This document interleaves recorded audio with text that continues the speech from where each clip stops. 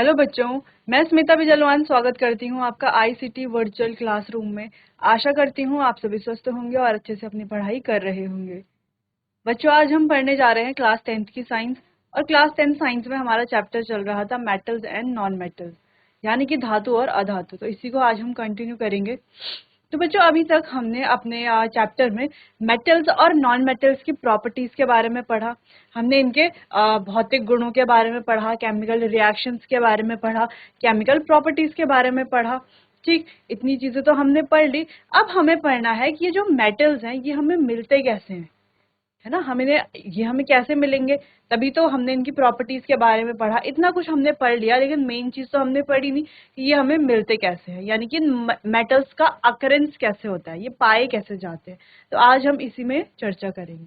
वैसे तो हमने अपने प्रीवियस लेक्चर में एक बार ये जो है पूरा जनरल आइडिया ले लिया था अकरेंस ऑफ मेटल का। ठीक, चलिए पहले आप देख लीजिए कि प्रीवियस लेक्चर में हम कौन कौन से टॉपिक कवर कर चुके हैं। अच्छा, रिएक्टिविटी सीरीज आपको याद है कि कौन से हमारे मोर रिएक्टिव है, कौन से हमारे लेस रिएक्टिव है, कौन से हमारे अनरिएक्टिव है, वेरी अनरिएक्टिव है। ठीक, चलिए तो अकरेंस ऑफ मेटल का थोड़ा सा हमने जनरल आइडिया ले लिया था। ठीक है, कि जो मेटल जो है हमें दो जगह मिलते हैं। कहाँ? एक तो अर्थ के क्रस्ट पर, ठीक, दूसरा सी वाटर यानी कि समुद्र के पानी पर। ठीक है, अब अर्थ के क्रस्ट पर ये दो तरह से मिलते हैं, दो अलग अलग तरह के मिलते हैं। एक तो फ्री स्टेट में मिलते हैं। फ्री स्टेट यानी कि जो अनरिएक्टिव होते हैं, जो ज्यादा रिएक्टिव नहीं होते, वही तो मिलेंगे फ्री स्टेट में। अरे फ्री स्टेट में कोई एलिमेंट कब होगा? जब वो ज्यादा रिएक्टिव नहीं होगा। जब कोई एलिमेंट हमारा ज्यादा रिएक्टिव होगा तो वो फ्री स्टेट में कैसे मिलेगा? वो रिएक्टिव है तो वो किसी और के साथ रिएक्ट करेगा। ठीक है, तो वो हमें कंपाउंड के फॉर्म में, या हम कह सकते हैं कि सल्फाइड के फॉर्म में, ऑक्साइड के फॉर्म में, कार्बोनेट के फॉर्म में मिलता है। ठीक, तो सबसे पहला और इम्पॉर्टेंट पॉइंट कि मेटल जो है जब हमें अर्थ के क्रस्ट में मिलते हैं तो वो हमें या तो फ्री स्टेट में मिलते हैं या तो कंपाउंड के फॉर्म में मिलते हैं। अब दूसरी चीज, जब वो हमें सी वाटर में मिलते हैं तो किस फॉर्म में मिलते हैं? सॉल्युबल सॉल्ट की फॉर्म में मिलते हैं, जैसे सोडियम क्लोराइड है, मैग्नीशियम क्लोराइड है। अब आप कहेंगे सोडियम क्लोराइड तो नमक हो गया, मैग्नीशियम क्लोराइड भी क्या है? ये सारे तो आयनिक कंपाउंड्स है, जो कि हमने अपने प्रीवियस लेक्चर में पढ़े थे। लेकिन बच्चों, सोडियम क्लोराइड से क्लोराइड को मत देखो, सोडियम ही सोडियम को देखो तो मेटल है, मैग्नीशियम को देखो तो क्या है हमारा? मेटल है। तो इनको बाद में एक्सट्रैक्ट करके हम क्या बनाते हैं? इनको मेटल बना देते हैं। ठीक है, यानी कि मेटल में कन्वर्ट कर देते हैं। चलो, मेटल तो है ही, हम इनको पूरा क्या करते हैं? बस एक्सट्रैक्शन इनका किया जाता है अच्छे से। तो दो चीजें हम समझ चुके हैं कि ये तो मेटल है। सबसे पहला पॉइंट यही था कि जब हमने मेटल की फिजिकल प्रॉपर्टीज पढ़ ली, केमिकल प्रॉपर्टीज पढ़ ली, मेन पॉइंट तो यही था ना कि मेटल पाए कहाँ जाते हैं। तो मेटल या तो अर्थ के क्रस्ट में या तो सी वाटर में। अर्थ के क्रस्ट में अगर पाए जाएंगे बच्चों तो फ्री स्टेट में या कंपाउंड के फॉर्म में पाए जाएंगे। सी वाटर में पाए जाएंगे तो सॉल्युबल सॉल्ट की तरह, जैसे सोडियम क्लोराइड है या मैग्नीशियम क्लोराइड है, इस फॉर्म में पाए जाएंगे।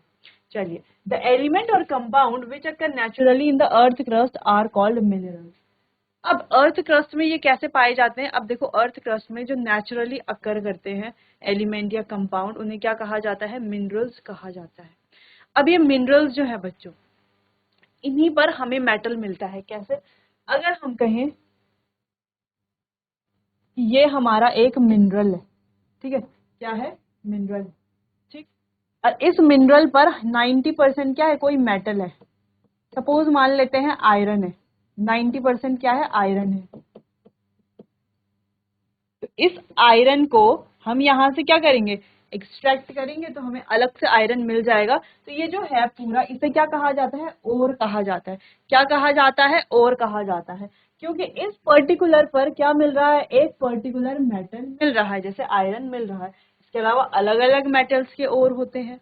ठीक है, अब यहाँ पर आयरन मिल रहा है तो ये क्या हो गया? एक ओर हो गया। सुना है ना हमने आयरन ओर, या ओर के बारे में हमने सुना है मेटल ओर। ठीक, तो इसे क्या कहा जाता है? ओर कहा जाता है। अब इस मेटल से, सॉरी, इस मिनरल से ये जो ओर है इसको क्या किया जाता है? एक्सट्रैक्ट किया जाता है। तो ये जो प्रोसेस है बच्चों, ये बहुत ही कॉस्टली प्रोसेस है, बहुत ही महंगा प्रोसेस है। महंगा प्रोसेस क्यों? पहले हमें ओर देखना है। ठीक है, ओर में कौन सा मेटल है, कितने परसेंट है, फिर इस मेटल को निकालना है। इस मेटल में भी क्या होंगे? बहुत सारे अशुद्धियां होंगी, इम्प्योरिटीज होंगी। इन इम्प्योरिटीज को हटा करके सिर्फ मेटल को एक्सट्रैक्ट करना है। इसीलिए ये एक कॉस्टली प्रोसेस है, इसमें बहुत ज्यादा खर्चा लगता है। ठीक, चलिए, तो यहाँ पर आपके मेटल्स के बारे में तो आप पहले ही समझ चुके थे, अब आप मिनरल्स के बारे में समझ चुके हैं और ओर के बारे में समझ चुके हैं। डेफिनेशन एक बार फिर से देख लेते हैं कि द एलिमेंट और compound which occur naturally in the earth crust, जो अर्थ के क्रस्ट में नेचुरली पाए जाते हैं उन्हें कहा जाता है बच्चों मिनरल्स। क्या कहा जाता है? मिनरल्स कहा जाता है।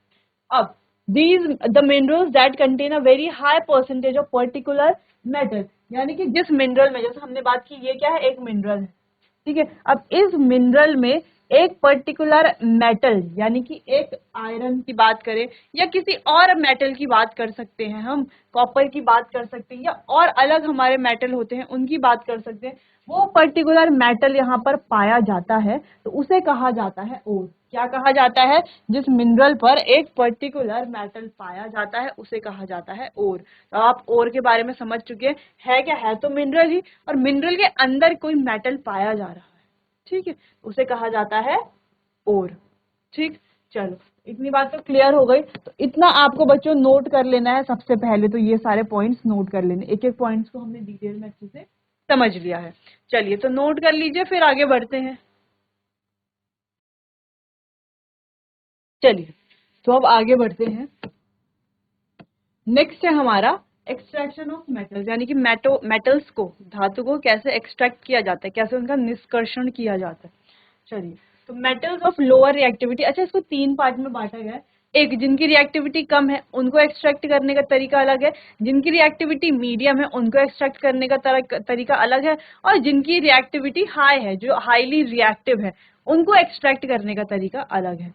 ठीक, चलो, तो मेटल की रिएक्टिविटी के आधार पर हम उनके क्या है, तीन टाइप्स हैं। पहले मेटल्स ऑफ लो रिएक्टिविटी, जिनकी रिएक्टिविटी कम है, ऐसे मेटल्स। सेकंड है मेटल्स ऑफ मीडियम रिएक्टिविटी, जिनकी रिएक्टिविटी मीडियम है। और तीसरा है मेटल्स ऑफ हाई रिएक्टिविटी, जिनकी रिएक्टिविटी क्या है, हाई है। ठीक है, जैसे यहाँ पर देखो, अब ये हमारे हाई रिएक्टिव मेटल्स है ना, हाई रिएक्टिव मेटल्स है। ठीक, तो इनको एक्सट्रैक्ट करने का तरीका है इलेक्ट्रोलिसिस। तो जो हमारे हाईली रिएक्टिव मेटल्स है, जैसे कि हमें पता है सोडियम है, पोटेशियम है, हाईली रिएक्टिव है। अब हाईली रिएक्टिव होने से क्या है, अब देखो ये हाईली रिएक्टिव है, ये किसी ना किसी के साथ क्या करते हैं, कंबाइन करते हैं। जैसे हमें पता है सोडियम पोटेशियम ये क्या है, सॉल्ट के रूप में भी मिलते हैं ना, ठीक, जैसे सोडियम क्लोराइड है। ठीक, तो इन्हें इलेक्ट्रोलिसिस मेथड से क्या किया जाता है, एक्सट्रैक्ट किया जाता है। अब ये जो इलेक्ट्रोलिसिस प्रोसेस है ये बहुत ही इजी प्रोसेस है। ठीक है, तो इसको हम आगे देखेंगे। वैसे हमने लास्ट चैप्टर जब हमने पढ़ा था उसमें हमने इलेक्ट्रोलिसिस के बारे में थोड़ा सा डिस्कस किया था, तो वही हमें यहाँ पर थोड़ा और डिस्कस करेंगे उसी को ही। ठीक, अब बात है सेकंड, कुछ एलिमेंट्स जो ज्यादा, जो मॉडर्न क्या है, जो मीडियम रिएक्टिव है। क्या है, मीडियम रिएक्टिव है। तो ये जो मीडियम रिएक्टिव है इनको रिडक्शन यूजिंग कार्बन, यानी कि कार्बन को यूज करके इनका रिडक्शन किया जाता है, जिससे कि हम इनको एक्सट्रैक्ट करते हैं। अब कुछ ऐसे मेटल जो फ्री स्टेट में पाए जाते हैं, फ्री स्टेट में पाए जाने का मतलब है ये बहुत कम रिएक्टिव होते हैं, जो सबसे कम रिएक्टिव होते हैं। अब ये कम रिएक्टिव होते हैं तो फ्री स्टेट में मिल रहे हैं, यानी कि किसी के साथ कंबाइन कर नहीं रहे, तो इनको एक्सट्रैक्ट करना ज्यादा इजी हो जाता है। ठीक है, तो ये जो मेटल्स हैं ये free found in native state में मिलते हैं, यानी कि फ्री स्टेट में मिलते हैं। अब गोल्ड है, सिल्वर है, प्लैटिनम है, ठीक है, ये क्या मिलते हैं हमें, इनकी रिएक्टिविटी क्या है, लो रिएक्टिविटी है, इस वजह से ये कंबाइन नहीं करेंगे तो इनको एक्सट्रैक्ट करना इजी होगा। अब इनकी रिएक्टिविटी मीडियम है तो ये दूसरों से थोड़ा बहुत रिएक्ट करेंगे, तो इनको रिड्यूस करके क्या करते हैं, हम एक्सट्रैक्ट करते हैं। वही ये वाले, इनकी रिएक्टिविटी बहुत ज्यादा हाई है, ये दूसरों से बहुत जल्दी रिएक्ट करते हैं, तो इनको इलेक्ट्रोलिसिस मेथड से इजीली सेपरेट किया जा सकता है, सॉरी इजीली एक्सट्रैक्ट किया जा सकता है। ठीक, चलो, अच्छा ये बहुत इंपॉर्टेंट पार्ट है। ठीक, next, metal at the bottom of the activity series they are found in free state. कैसे मिलते हैं, फ्री स्टेट में मिलते हैं। अब जो फ्री स्टेट में मिल रहा है, किसी का रिएक्ट नहीं कर रहा, फ्री स्टेट में मिल रहा है, तो उसको तो इजीली हम क्या कर सकते हैं, एक्सट्रैक्ट कर सकते हैं। चलो, gold, silver, platinum, copper and Ag are also found in the combined state। अच्छा, कुछ मेटल्स इसमें भी, जैसे कॉपर है या Ag है हमारा, are also find in combined state. ये तो ये कंबाइंड स्टेट में भी मिलते हैं एज सल्फाइड और ऑक्साइड ओर, सल्फाइड ओर और ऑक्साइड ओर के साथ, ठीक है, ओर की तरह मिलते हैं। नेक्स्ट है जो मीडियम रिएक्टिविटी वाले मेटल है, metal in the middle of the activity series, जैसे कि जिंक है, आयरन है, लेड है, फाउंड मेनली एज, अच्छा ये मिलते हैं हमें ऑक्साइड, सल्फाइड या कार्बोनेट्स की फॉर्म में, जो कि हमने पहले भी पढ़ा, ऑक्साइड, सल्फाइड या कार्बोनेट की फॉर्म में। अब बात करते हैं हाई रिएक्टिव वाले, तो जो टॉप एक्टिविटी सीरीज में जैसे sodium, potassium, calcium, magnesium, they never found in nature in free state, तो ये कभी भी फ्री स्टेट में नहीं पाए जाते। आगे हम इनको एक एक करके इनका एक्सट्रैक्शन का मेथड पढ़ेंगे, लो रिएक्टिव वाले का, हाई रिएक्टिव और मीडियम रिएक्टिव वालों का। उससे पहले आपको सिर्फ ये जानना है कि जो लो रिएक्टिव है वो क्या होते हैं बच्चों, फ्री स्टेट में पाए जाते हैं। सबसे इंपॉर्टेंट पॉइंट देखो, जो क्या है लो रिएक्टिव है, जैसे कि हमारे पास है गोल्ड है, सिल्वर है, प्लैटिनम है, तो ये फ्री स्टेट में पाए जाते हैं। लेकिन इनमें से जैसे कि कॉपर हो गया, सिल्वर हो गया, ठीक है, ये बच्चों कंबाइन स्टेट में पाए जाते हैं। कंबाइन स्टेट में कैसे, यानी किसके साथ मिले हुए पाए जाते हैं, सल्फाइड के साथ या ऑक्साइड ओर के साथ पाए जाते थे। उनसे क्या किया जाता है, इन्हें एक्सट्रैक्ट किया जाता है। मेथड हम पढ़ेंगे, लगभग सेम ही मेथड होते हैं, ठीक। नेक्स्ट है जो मीडियम रिएक्टिविटी वाले हैं, जैसे जिंक, आयरन, लेड, ये ज्यादातर जो है ऑक्साइड, सल्फाइड और कार्बोनेट की फॉर्म में पाए जाते हैं। दूसरा इंपॉर्टेंट पॉइंट। तीसरा जो हाई रिएक्टिव वाले हैं, टॉप सीरीज, जैसे सोडियम, पोटेशियम, ठीक है, कैल्शियम, तो ये पाए जाते हैं बच्चों, ये कभी भी फ्री स्टेट में नहीं पाए जाते, नेवर, ये कभी भी क्या होंगे, फ्री स्टेट में नहीं पाए जाते, ठीक। तो ये तीनों पार्ट हम समझ चुके हैं, यानी कि ये वाले हमारे क्या है, हाईली रिएक्टिव है हाईली रिएक्टिव, तो ये कभी भी फ्री स्टेट में नहीं पाए जाएंगे। वहीं अगर हम इन मेटल्स की बात करें तो ये मेटल्स मीडियम रिएक्टिव हैं, ठीक है, मीडियम रिएक्टिव हैं, तो ये सल्फाइड, ऑक्साइड या कार्बोनेट की फॉर्म में पाए जाते हैं। वहीं बात करें इन मेटल्स की तो ये क्या है, बिल्कुल भी रिएक्टिव नहीं है, यानी कि बहुत ही कम रिएक्टिव है, इसीलिए ये जो है क्या होते हैं, फ्री स्टेट में पाए जाते हैं। और दूसरी चीज, इनमें से जैसे सिल्वर है, कॉपर है, ये थोड़ा सा क्या है, रिएक्टिव होते हैं, ये जो है कंबाइंड स्टेट में पाए जाते हैं, ठीक है, फ्री स्टेट में बिल्कुल नहीं, थोड़ा बहुत क्या क्या पाए जाते हैं, ये कंबाइंड स्टेट में पाए जाते हैं, किसके साथ, सल्फाइड और ऑक्साइड ओर की तरह, ठीक है, सल्फाइड ओर या ऑक्साइड ओर की तरह ये कंबाइंड स्टेट में पाए जाते हैं। तो ये इंपॉर्टेंट पॉइंट्स है बच्चों, ये आपको नोट करने हैं। और अगली चीज है ores of many metal are oxide, तो ज्यादातर मेटल्स के जो ओर्स होते हैं वो क्या होते हैं, ऑक्साइड होते हैं। This is because oxygen is very reactive. अच्छा, ज्यादातर जो मेटल के ओर हम देख रहे हैं वो क्या है, ऑक्साइड। देखो यहाँ पर भी ऑक्साइड है, यहाँ पर भी ऑक्साइड है, ऐसा क्यों, क्योंकि ऑक्सीजन की बात करें तो नेचर में ऑक्सीजन की मात्रा कितनी ज्यादा है आप जानते हैं।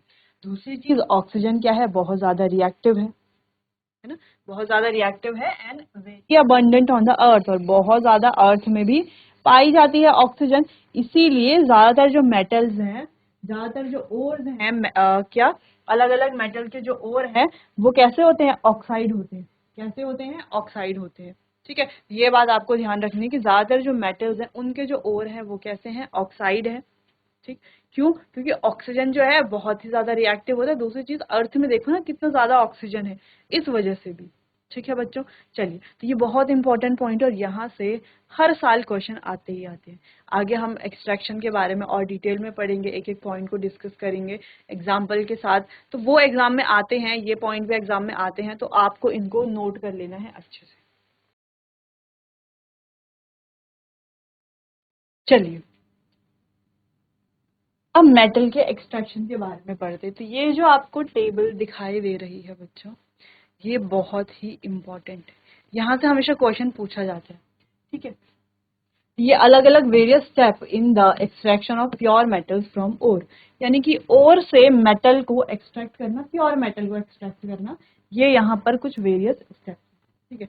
चलो, सबसे पहले बात करते हैं मेटल्स ऑफ हाई रिएक्टिविटी, जो मेटल्स जिनकी रिएक्टिविटी हाई होती है। तो वो मेटल कौन कौन से हैं, हमने पहले ही पढ़ा, सोडियम, पोटेशियम, ये हमारे, मैग्नीशियम, ये हमारे क्या है, हाई रिएक्टिव मेटल्स हैं, ठीक है। अब इनको कैसे किया जाता है एक्सट्रैक्ट, और फिर हमारा है कंसंट्रेशन ऑफ ओर, कैसे किया जाता है, इलेक्ट्रोलिसिस ऑफ मॉल्टन ओर, तो जो हमारा मॉल्टन ओर है उसका इलेक्ट्रोलिसिस किया जाता है। इलेक्ट्रोलिसिस करने के बाद हमें मिलता है प्योर मेटल। अब इलेक्ट्रोलिसिस कैसे किया जाता है? सिंपल, हमें ले लेना है एक बीकर, उसमें ले लेना है कोई इलेक्ट्रोलिटिक सॉल्यूशन। ठीक है, इलेक्ट्रोलिटिक सॉल्यूशन हम कोई भी ले सकते हैं। इस तरीके से हमारी होंगी दो रॉड जो अटैच होंगी किससे? बैटरी से। ठीक है, एक होगी हमारी जो क्या है? इम्प्योर मेटल की ओर है। किसी भी मेटल की अगर हम बात कर रहे हैं तो उसकी एक इम्प्योर रॉड होगी और उसी मेटल की एक प्योर रॉड हम लेंगे। ठीक है, करंट फ्लो करेंगे तो यहाँ से जो इम्प्योरिटीज होंगी वो नीचे सेटल हो जाएंगी। ठीक, और जो मेटल होगा वो दूसरे इस रॉड पर जाकर के क्या हो जाएगा? मेटल इस पर डिपॉजिट होने लगेगा, जिस वजह से ये क्या होती रहेगी? थिक होती रहेगी। इस तरीके से हम क्या करते हैं? यहाँ पर एक्सट्रैक्शन करते हैं। खैर इसको हम डिटेल में पढ़ेंगे, अभी तो हमने ऐसे थोड़ा बहुत इंट्रोडक्शन देख लिया इसका। ठीक है, चलिए नेक्स्ट है मेटल्स ऑफ लो रिएक्टिविटी। तो जिन मेटल्स की रिएक्टिविटी लो होती है, जैसे हमने देखा कि सिल्वर है, गोल्ड है, कॉपर है, ठीक, इनकी रिएक्टिविटी कम होती है, तो ये सल्फाइड्स ओर की फॉर्म में पाए जाते हैं। अब इनको क्या किया जाता है? रोस्ट किया जाता है। रोस्ट यानी कि इनको हीट किया जाता है ऑक्सीजन की प्रेजेंस में। क्या किया जाता है? ऑक्सीजन की प्रेजेंस में हीट किया जाता है, उसी को रोस्टिंग कहा जाता है। रोस्ट करने के बाद हमें मेटल मिल जाता है और उस मेटल को और आगे उसका रिफाइनिंग की जाती है, यानी कि परिष्करण किया जाता है। ठीक, इस तरीके से लो रिएक्टिविटी वाले जो हमारे मेटल हैं उनको हम क्या करते हैं? उनसे हम मेटल को एक्सट्रैक्ट करते हैं, मेटल का यहाँ पर निष्कर्षण करते हैं। नेक्स्ट है मेटल ऑफ मीडियम रिएक्टिविटी। अच्छा, ये सबसे इंपॉर्टेंट है, जिन मेटल्स की मीडियम रिएक्टिविटी होती है। अब वो कौन कौन से मेटल है हम पढ़ चुके हैं, वो है हमारे सारे, जैसे जिंक है, आयरन है, लेड है। ठीक, अब ये पाए जाते हैं दो फॉर्म में, या तो कार्बोनेट या तो सल्फाइड ओर। अब जो सल्फाइड हो रहे हैं उसमें तो क्या किया जाएगा? रोस्टिंग की जाएगी। सेम ऐसे ही देखो, रोस्टिंग की जा रही है। ठीक है, ऑक्सीजन की प्रेजेंस में क्या किया जाता है? मेटल को हीट किया जाता है, उसी को रोस्टिंग कहेंगे। दूसरा यहाँ पर कार्बोनेट और का किया जाता है कैल्सिनेशन। अब कैल्सिनेशन क्या है? रोस्टिंग और कैल्सिनेशन है तो सेम ही, लेकिन रोस्टिंग देखो ऑक्सीजन की प्रेजेंस में की जाती है, लेकिन कैल्सिनेशन जो है वो ऑक्सीजन के एब्सेंस में किया जाता है। ठीक, क्योंकि देखो कार्बोनेट का क्या होता है? CO3।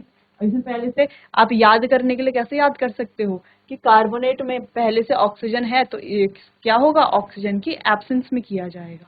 ठीक, तो कैल्सिनेशन किया जाता है ऑक्सीजन की एब्सेंस में, जबकि रोस्टिंग किया जाता है ऑक्सीजन की प्रेजेंस।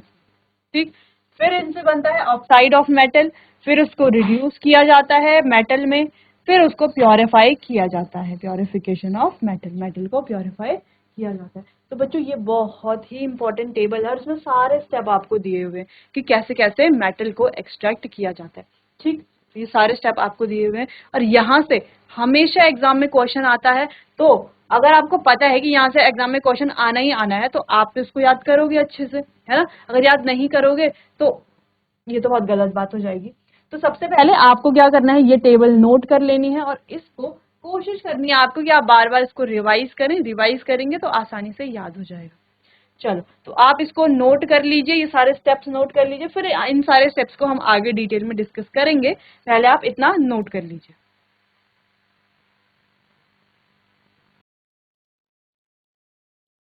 चलिए, तो आपने नोट कर लिया होगा। एक बार फिर से रिवाइज कर लेते हैं। जो हाई रिएक्टिव मेटल्स होते हैं उनको इलेक्ट्रोलिसिस किया जाता है मॉल्टन ओर का, फिर उनको जो है प्योर मेटल में एक्सट्रैक्ट किया जाता है। अब जो लो रिएक्टिव होते हैं, जिनकी रिएक्टिविटी कम होती है, अगर वो सल्फाइड ओर की फॉर्म में पाए जाते हैं तो उनको रोस्ट किया जाता है। अब रोस्टिंग की जो प्रोसेस है ये ऑक्सीजन की प्रेजेंस में उसको क्या किया जाता है? हीट किया जाता है, फिर हमें मेटल मिलता है, फिर उसकी रिफाइनिंग की जाती है। बात करते हैं मीडियम रिएक्टिविटी की, तो यहाँ पर हमें दो मेथड पढ़ने हैं, एक होते हैं हमारे कार्बोनेट ओर और एक होते हैं हमारे सल्फाइड ओर। अब सल्फाइड ओर का तो मेटल ऑफ लो रिएक्टिविटी की तरह सेम होगा, रोस्टिंग, फिर ऑक्साइड बनेगा मेटल का, फिर उसको रिड्यूस किया जाएगा, फिर हमें मेटल को प्योरीफाई करना है, फिर हमें प्योर मेटल मिलेगा।